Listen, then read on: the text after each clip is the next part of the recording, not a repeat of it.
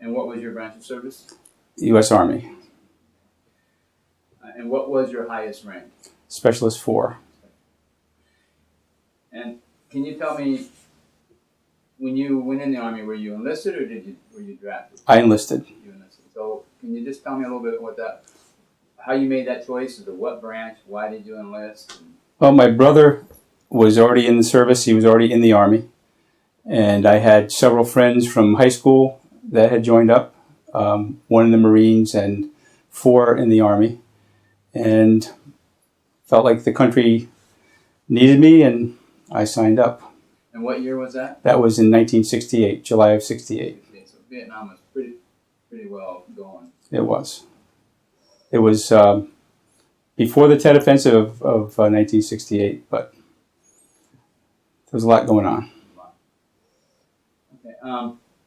So how did your family and friends who weren't in the military, did they have any feelings about you joining the military at that time? Well, my parents naturally were concerned. My brother was already in the service, and they were concerned that they could lose both of their children. We had already lost our sister when we were kids, so they naturally had some apprehension about it. And a few local men had been killed in the war already. In the year that I was there, 3 of my classmates died in Vietnam. Oh, really? Yes. And you were the only 2 remaining children of Yes. your parents? Yes. So do you remember the day you left for basic training? The day you left home? Well, I just remember my mother giving me a ride to New Haven to the recruiting station, where I got on a bus for Fort Dix, New Jersey. And that was in July. Great time to be at Fort Dix. It was hot, so we were through July and August, and then had a short leave before going to Fort Eustis, Virginia for advanced training. And what was your basic training like? Was there any surprises there, or was it kind of what you were expecting? I didn't really know what to expect, other than seeing movies on TV, but I had been an athlete all my life, so physically it was no big deal to me. I kind of excelled at the physical part of it. 10, 15-mile hikes were no problem. The obstacle course, all the PT was stuff I was doing, playing football, so it was nothing out of the ordinary for me. Probably enjoyed that part. I did. What about the emotional part? The emotional part, well, the drill sergeants, they harassed you a lot, but they were just trying to make a man out of you, and they succeeded, I think. Went out of there with a different attitude, more pride in my branch of service and the country than I had before. Anything unusual or any interesting or funny stories from your basic training experience? Well, the most interesting thing was that Fort Dix was next to McGuire Air Force Base, and they had a jet fighter go down in the woods on Fort Dix. So they had several companies out there in a line inside of each other looking for parts of the wreckage. So we had to find every little piece that we could. And I guess, I don't know if it's the NTSB or who it is, or the whoever the air board is that investigates, they try to reassemble that wreckage. So we were out there for a couple of days, just going through the woods with a fine-tooth comb, trying to find every little piece of wreckage. I found a couple of pieces myself. The pilot ejected, but the jet went down. That got you a little bit of a break from the regular routine. Yes, it did. It did. Okay, so after your basic training, you went to your AIT, which was where? Fort Eustis, Virginia. What was your schooling for? What was your MLS? I was supposed to be a transportation movement specialist, but we were playing flag football one day, and somebody said, you need to try out for the post tackle football team, which I did. Ended up being their starting halfback, which is what I did in high school, and also played defense in high school. So I ended up playing football for almost the entire time I was supposed to be training. And to this day, I don't really know what I was supposed to do. never actually got that training, but I was much better at football after that season. We went undefeated for the whole season. Wow. And then about probably a couple of weeks after the season ended, I got orders for Vietnam. Oh, okay. You got orders while you were still there? Yes. You did. They actually postponed my orders. The orders came in while the football season was still going on. Unbeknownst to me, they postponed those orders until football season was over. So I would have been there probably 3 or 4 weeks sooner. They want you to be on your game. Right. Through the season. Who were you playing? As a post team, were they playing other installations? Other posts. There was another installation nearby called Fort Story, and there were Navy bases nearby. Norfolk Navy base was nearby. So. Okay, so you went to your AIT and you completed it, not really knowing exactly what your job was in detail, anyway. And then you came down on orders for Vietnam. What were your thoughts at that point? Were you expecting that anyway, or? I expected it. When I went into service, I kind of expected to go. In retrospect, I wish I had chosen something different to do as a specialty. Looking back on it, I would probably rather have been in the infantry, or maybe a helicopter pilot. But that's a decision that I can't remake. Right. And as chance would have it, I got a very, very interesting job doing something that I liked to do when I got to Vietnam. And tell us how that happened and what that was.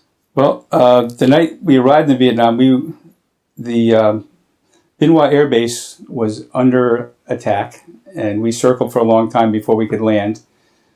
Got off the plane, got hustled into armored personnel carriers and taken to a bunker, got a briefing, stayed there overnight because they couldn't leave the base that night because it wasn't safe to travel between Bien Hoa and Long Binh. Next day we went to Long Binh to the replacement station, and a couple of rocket attacks happened while I was there.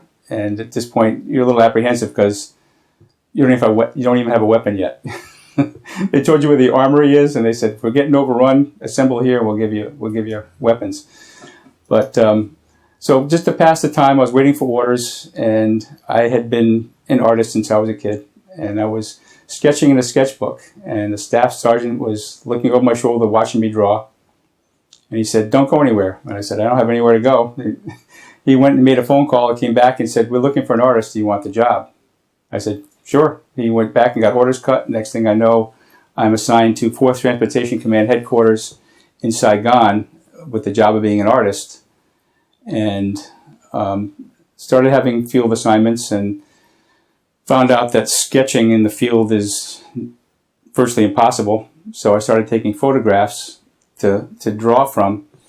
And then they started seeing the photographs and started sending me on photo assignments.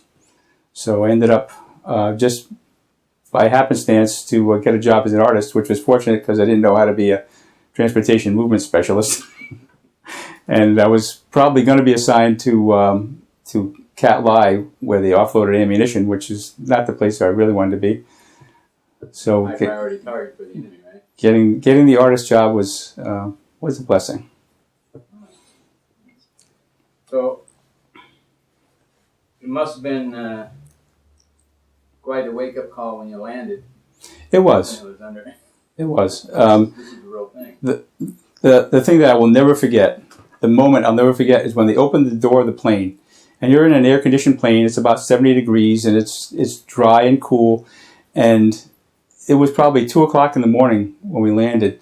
And when they opened the door, you could literally see that hot, moist air coming down the aisle at you and kind of hit you like a feather pillow in the face. And along with that came the smell of cordite and, you know, the sound of small weapons fire, jets dropping napalm outside the wire, and, you know, some mortar fire and things like that. That hit you immediately. It's like, okay, day one of 365. And it's stuck with you to this day. That's a memory I will never forget. That was, what year was that? That was February 10th, 1969. 69. Amazing experience. So you ended up being an artist or a photographer, and how did you do that your whole tour? And That's what I did my whole tour. How did they assign what you're doing, where you were going? Well, I don't know how they came up with the assignments. They just said, you're going to Vinh Long to photograph the Air Force base down there, or you're going out with this unit or that unit. I went out with a Vietnamese Ranger unit one time. In my photographs, there are pictures of the Vietnamese Rangers and their 2 American advisors. So I went out with them on a patrol. We went out in the river boats, those heavily armed Mike boats that they ran on the rivers, and got dropped off and went on a patrol for probably 12 hours, and then got picked up by the boats again at another location. And I had some interesting assignments. I had the assignment of riding shotgun on a water truck because you couldn't drink the water, so all the water for the base was trucked in a great big semi-trailer tanker truck, and I was riding shotgun in that truck. And I had an assignment in downtown Saigon, actually during Tet of '69, riding behind the buses in a Jeep. The VC would try to attach satchel charges to the side of these buses, so we followed them in Jeeps with a mounted 30 caliber machine gun and passenger with a 12 gauge shotgun and a driver. And we would kind of weave back and forth behind the buses because the Jeep is much narrower than the bus. So we would kind of weave back and forth so we could keep an eye on both sides. And when they pulled over to the side, the Jeep would pull out so the machine gun could cover the street side, and I had the shotgun. I would jump out to cover the sidewalk side while they offloaded or unloaded passengers. And did that for like a 12-hour shift one night, just covering that. So a lot of interesting assignments. Did that happen quite often, where you, rather than a camera, you had a weapon for some type of security? I like always had both. I always had my camera and my weapon. Never went out without it. Pretty much carried the camera everywhere I went. Carried a weapon everywhere I went. Any conflicts in deciding which one to pull up at the moment? Well, in your own mind. When a fellow photographer, who is the only person I still keep in touch with after all these years, showed me a picture that he took of another photographer's camera sitting in the mud with a bullet hole through the lens, and he had been holding the camera up, looking through a viewfinder, and took a bullet through the lens. So after that, when the shooting started, I dropped the camera, picked up the rifle. Wasn't a hard choice to make. No, not a hard choice at all. It's like, it's not that important to get those photographs right at this moment. So, what were, you were taking these photographs throughout this year. What was the purpose? Did they vary, or what were they doing with the photos after you took them? Well, sometimes photographs that I took of 4th Transportation Command's operations went to a briefing. I often had to conduct a briefing myself when we had new arrivals in country. I would go to the replacement station at Long Binh and do a slideshow and an orientation briefing for all the newly assigned people to 4th Transportation Command. They also used them in some Army publications. Sometimes I flew in helicopters and took pictures that they were... One time I went to Tay Ninh looking for a tributary to the river where they could offload supplies outside of the site of Cambodia, because the base where they were offloading was attacked almost nightly, and they wanted a base, another place to offload that was out of sight. So I was flying in an OH-6, taking photographs. I photographed the base that had been hit on a regular basis. Some of the photographs you may have seen with boats blown up and things like that. And then I was flying in an OH-6 looking for a navigable waterway where they could build a new offloading site. So some of them were used just for that, reconnaissance purposes, not to locate enemy positions, but to locate new places to do things. A lot of the photographs, I don't know what they did with them. I just took the photographs and they went to the photo lab and never saw them again. So not really sure about that. But I had assignments. I had an assignment photographing a new computer facility that they built. They had a place that they named Newport, and they built a computer facility which was a very large building, size of a small department store, that housed a single computer. The purpose of that computer was to track military cargo. And it's kind of laughable today when you think about your smartphone being able to access the internet and getting 10,000 hits in a couple of seconds, when they said we can locate any piece of military cargo in a matter of hours. So it was kind of humorous in retrospect, but it was a big deal back then. Rather than looking through files and pages of documents trying to find it, it was actually a faster way for them to track it back then. That was new technology back then. So you never really probably got too bored. The routines were always changing. Always had something different to do. You were just assigned to different units throughout the tour. Right. Sometimes it was just a Jeep right away. Sometimes it was a all-day helicopter ride away. Sometimes it was a 2-day boat ride away. Just depending on where I was going. And how is it that you gave us for your collection a lot of the pictures that you had? How is it you're able to keep some? Some they just said you can have these, and some you couldn't. Right. What the Army didn't want to keep, they said you can have these. So the photos that I have are just a fraction of the photos that I took. Because I went out usually with 10 36-shot rolls of film and used them all. Oh, really? And that was, back then with film cameras, that was a lot of film. Now you can get 1,000 pictures on a little digital card. But back then, 36-shot roll and having to change it in the field, sometimes it's difficult. I lost one camera to water crossing a river and another one to shrapnel once. So better the camera than you. Better the camera than me, much better.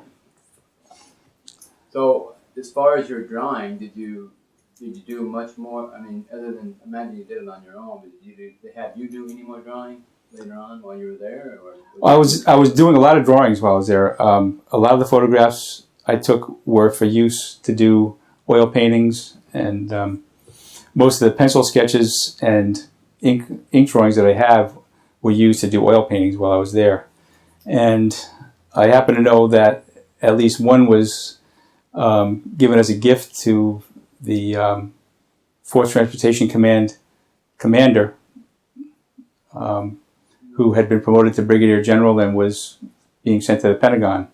And I did a painting that they gave to him, and there was another one that was given to, I think it was First Logistical Command Commanding General. I was told it was hanging in the Pentagon, but couldn't verify that myself. But that'd be interesting to check on. So you did a year in country. Yes. And short 2 days. Short of 2 days. Yep. Got there February 10th, left February 8th of the next year. So what was your experience? You remember that? Did you know the day you were leaving, or did Nope. they just say you got orders, you're heading out? No. When I was near the end of my tour, my immediate commander, who was a major, was rotated home, and he was replaced by a lieutenant colonel who was a World War II veteran, World War II infantry veteran, and he would not let me go out in the field anymore. This was just about 3 weeks before I came home. He said he had written too many letters home during World War II and was not going to allow any of his people to get killed, and would not let me go in the field anymore. Really? So I spent the last 3 weeks just trying to kill time and find something to do. Wow. In retrospect, I could have, had I known that, I would have stayed with the 82nd Airborne until it was time to go home, because that was my last assignment, was with the 82nd. And you enjoyed being with them? Yes, I did. They were a top-notch unit. out on patrols with them, stayed at the fire base with them, 3 different fire bases. And coincidentally, a classmate from high school was in the 82nd Airborne, and I knew that and was looking for him. And when I arrived at the 3rd fire base, I arrived just about chow time, in time to see a patrol going off into the bush. And about 10 minutes later, you hear a firefight break out. And a medevac helicopter comes in, and they're taking somebody out. And when we both got back, I was showing him photographs of the 82nd. And he's saying, I know that guy. He said, I know that guy. And I know that guy. He said, when did you take these pictures? And I told him, he said, and I described an incident to him. And he said, that was me being put on the medevac. He was a point man. He was a dog handler. And when the dog alerted him to the fact that the VC were there, they opened up on him and he got shot in both legs. Really? So I actually saw him for a brief second going out of the medevac helicopter, but didn't know it until we both got back. Wow. What, being you spend a lot of time with all different echelons, all different organizations. What was the food like for you? Was it pretty inconsistent depending on who you were with, or was it pretty much the same? It was pretty inconsistent. Some bases had bad cooks. You always love to go to the Air Force Base to eat because they seem to have really good food. And Tonsanute had a lot of facilities that we didn't have. If we were showing a movie, we had a sheet hanging on the wall. We didn't even have a screen to project it on. They had a movie theater. Really? They had barracks with 2 men to an air conditioned room. We had like 20 in double bunks in just basically a framed structure with a roof and screened and slatted sides, and that was it. And that was a luxury compared to being out with an infantry unit, because they were sleeping in sandbag bunkers and out on patrol. You just slept without a sleeping bag or anything, just out there. And the best food I actually had was with the 82nd Airborne. There was an old chef from Texas, old black man from Texas who enlisted. Somehow he was overaged, but somehow got himself in.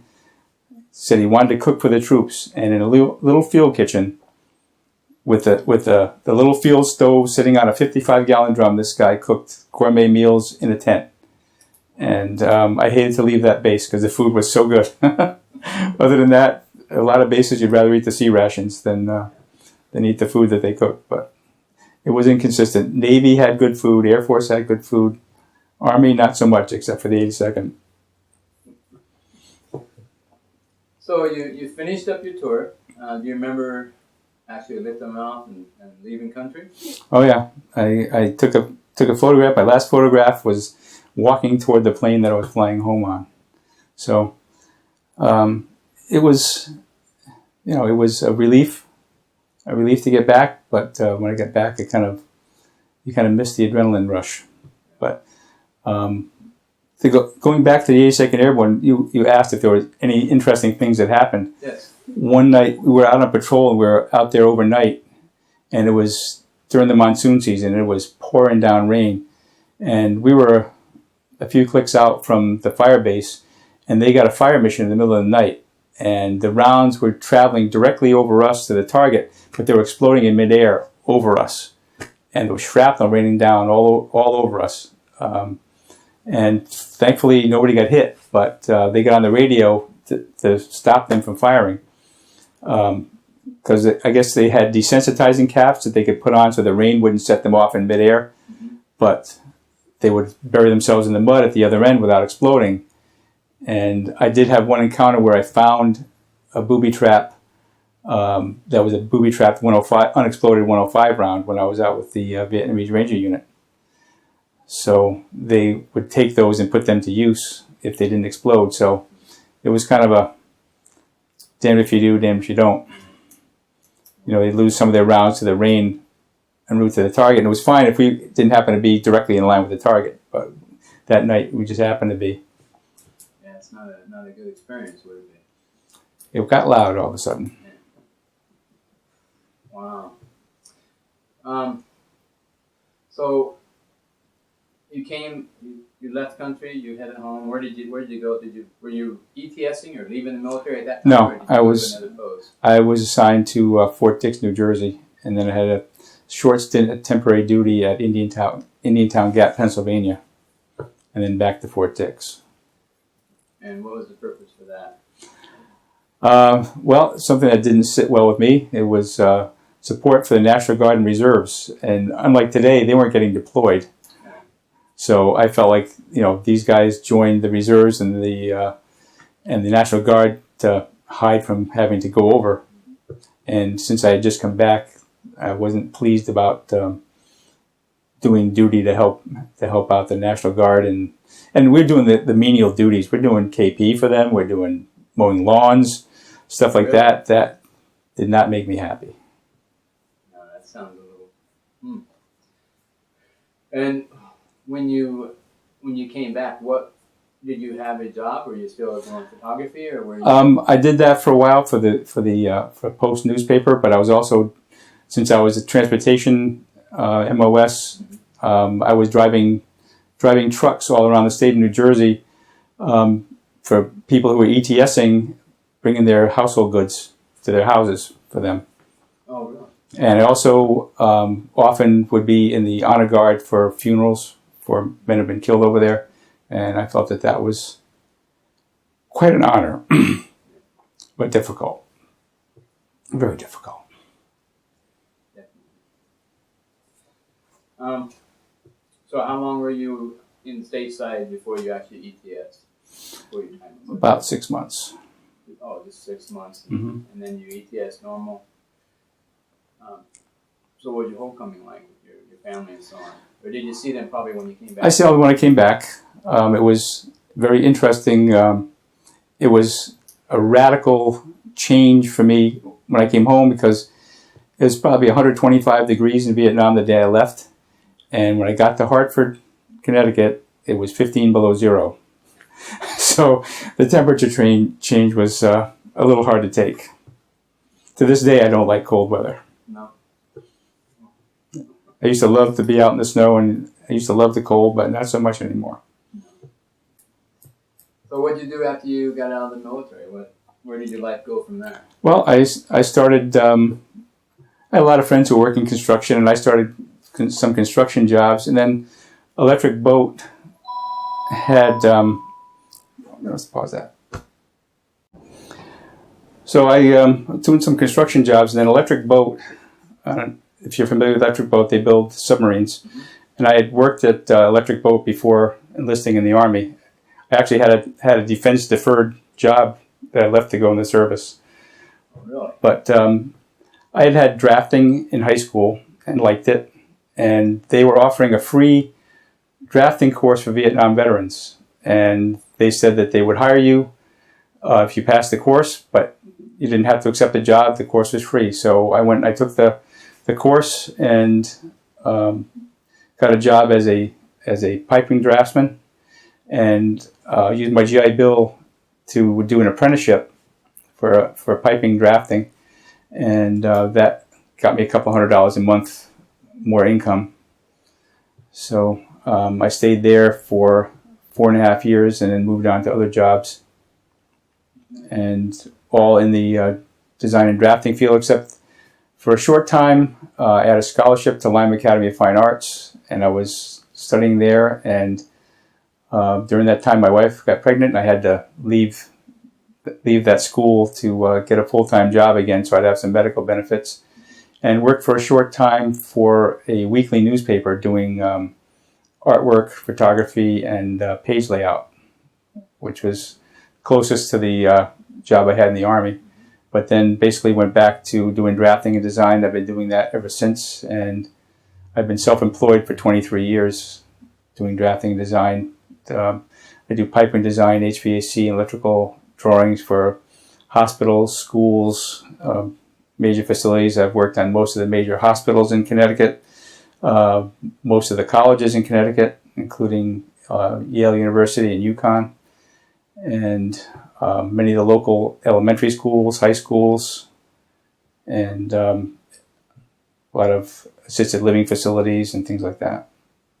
Your original sketches from back when you're at reception in Vietnam waiting to go paid off all the way to this day. Yes, and I still draw and paint on occasion when I have the time. Time seems shorter than ever right now. It's always hard to find the time, but occasionally I'll draw a picture or do a painting.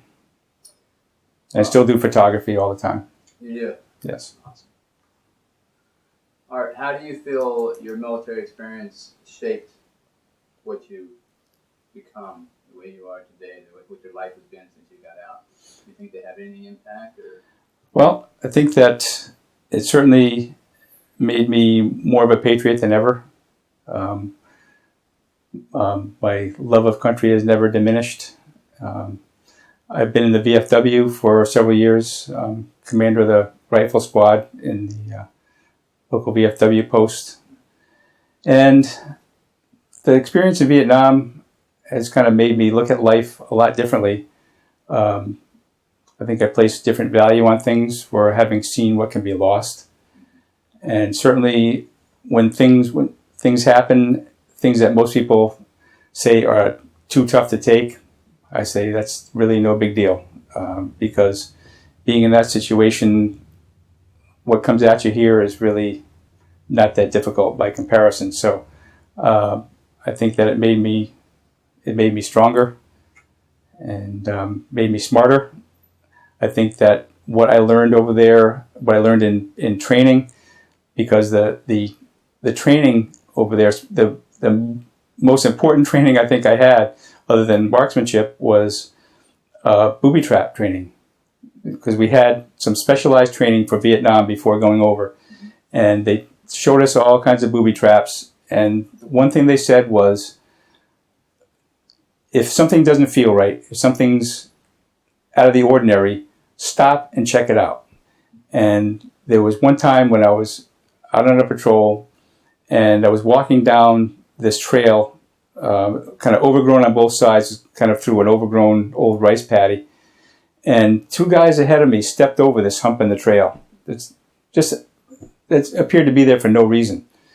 And as I started to step over it, I realized, I was looking down, I realized that I could not see where my foot was going to land. And I stopped and I moved the branch that was hiding my view of where I was going to step, and there was a booby trap right there. Had I finished that step, I'd have tripped that booby trap. No. So it made me more alert, and I've been a firefighter and EMT for 21 years, and what I learned about just sizing up a situation has helped me. I worked my way up from just a firefighter to assistant chief, and I'm now president of the fire department. But all that I learned over there made me very aware of my situation.